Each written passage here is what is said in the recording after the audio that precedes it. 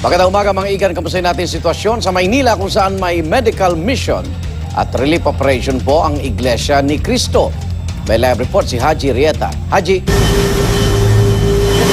Nagsimula na nga itong medical mission dito nga sa Philippine Postal Office. Isa ito sa 6 na kung saan ginaganap nga itong programa nga ng Iglesia ni Cristo. At kanina marami tayong nakita na nakapila na. Ang iba nga ay galing pa ng Cavite at Laguna at talagang sinadya nilang pumunta rito para makisa nga dito sa programa nga ng Iglesia ni Cristo. At ang mga service nga na nasa loob ay mayroong x-ray, meron ding laboratory exam at may mga kinukunan din ng ECG at meron ding dental mission kung saan may libreng bunot ng ngipin itong mga pumupunta doon. Samantala, ang sitwasyon naman dito sa labas ng Philippine Postal Office sa Maynila ay kumakapal na igan itong mga tao na nandito ngayon at medyo naapektuhan na nga itong daloy ng trapiko at hindi pa kasi sinasara itong kalsada sa harap mismo ng Postal Office at bagaman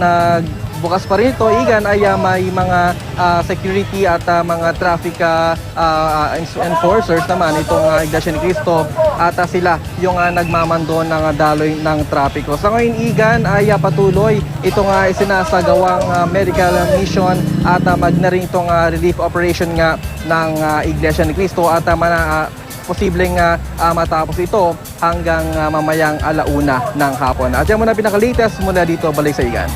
Maraming salamat, Haji Rieta.